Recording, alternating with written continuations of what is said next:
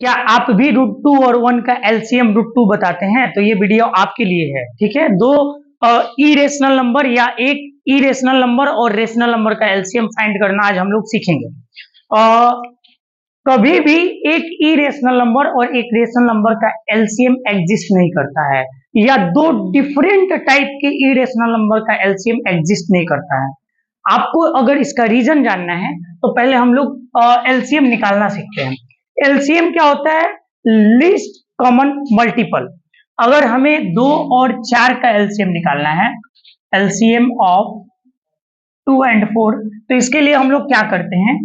2 का मल्टीपल लिखते हैं, 2, 4, 8, 6, 8, 10 सो ऑन। फिर 4 का मल्टीपल लिखते हैं, 4, 8, 12 सो ऑन। अब इसमें जो लिस्ट कॉमन मल्टीपल है, यानी दोनों में कॉमन भी है और छोटा भी है, लिस्ट भी है, तो ये एलसीएम हो गया इसका, ठीक है। यानी कि मल्टीपल हमें लिखना है और मल्टीपल में जो कॉमन है वो एलसीएम हो जाता है। यहाँ पे अगर हमें 1 और √2 का एलसीएम निकालना है तो 1 का मल्टीपल क्या होगा? 1, 2, 3, 4, 5, 6 सो ऑन। √2 का मल्टीपल क्या होगा? तो √2 जो है इरेशनल नंबर है। इरेशनल नंबर का मतलब है कि ये non terminating non repeating number है, यानी कि इसका डेसिमल एक्सपेंशन और √2 का जो ओरिजिनल वैल्यू होता है डेसिमल में वो होता है 1.4142 सो ऑन, ऐसे होता है। यानी कि ये नॉन टर्मिनेटिंग नंबर है। अगर इसका ट्वाइस कर देंगे, मल्टीपल मतलब डबल भी करेंगे, तो ये 2.8284 सो ऑन ऐसा कुछ नंबर दिखेगा, मतलब इससे भी अलग हो सकता है। और ये नॉन टर्मिनेटिंग नंबर है, मतलब ये खत्म नहीं होगा, ये बढ़ते चला जाएगा। अब इसका 3 टाइम 4 टाइम करेंगे तो वो भी एक नॉन टर्मिनेटिंग नंबर आएगा। अब इन दोनों में कोई ऐसा कॉमन मल्टीपल नहीं दिखेगा आपको, क्योंकि एक नॉन टर्मिनेटिंग नंबर है और एक टर्मिनेटिंग नंबर है, सो इसका कोई भी एलसीएम एग्जिस्ट ही नहीं करेगा, ठीक है। तो आप √3 और √2 का एलसीएम बताएं। √3 और √2 का भी एलसीएम जो है वो एग्जिस्ट नहीं करेगा, ठीक है।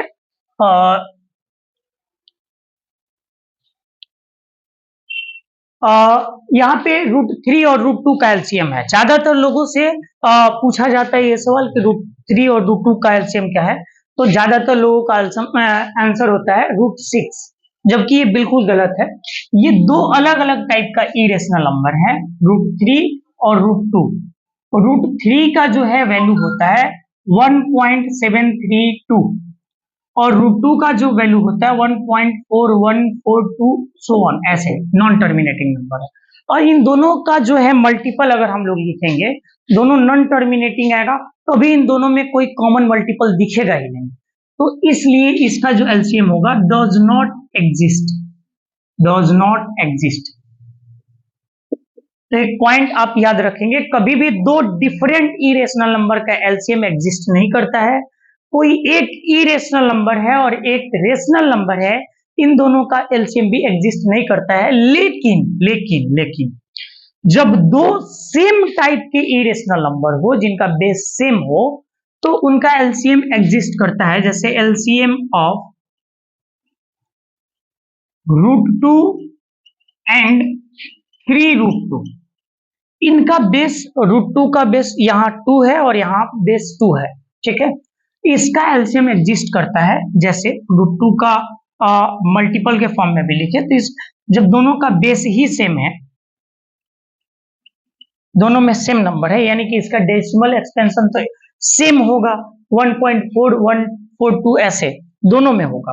तो बस ये जो है इसका √2 1 जा √2, √2 2 √3 √4 ऐसे होगा, और इसका 3√2 इसका डबल करेंगे तो 6√2 और ऐसे।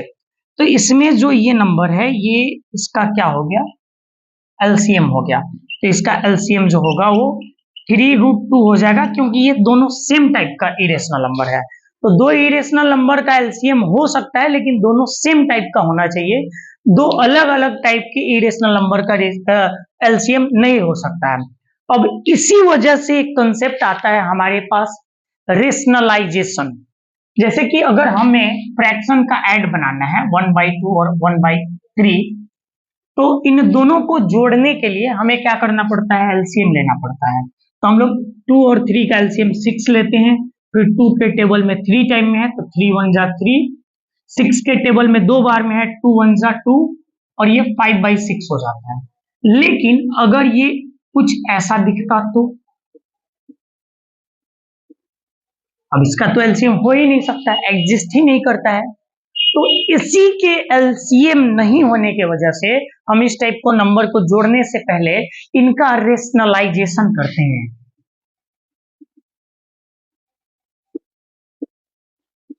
रेशनलाइजेशन करते हैं। अब बोल, आपका सवाल होगा कि रेशनलाइजेशन क्या होता है, रेशनलाइजेशन क्यों करते हैं? तो इन नंबर्स के, जिस भी नंबर के डिनोमिनेटर में इरेशनल नंबर होता है, तो उस इरेशनल नंबर को रेशनल नंबर बनाने का जो प्रोसेस होता है उसको रेशनलाइजेशन बोलते हैं। और जब हम इनका रेशनलाइजेशन करके डिनोमिनेटर को रेशनल नंबर बना देंगे दोनों का, तो अब हम रेशनल नंबर का एलसीएम ले सकते हैं, और रेशनल नंबर का जब एलसीएम लेंगे तो फिर हम फ्रैक्शन का ऐड बना सकते हैं।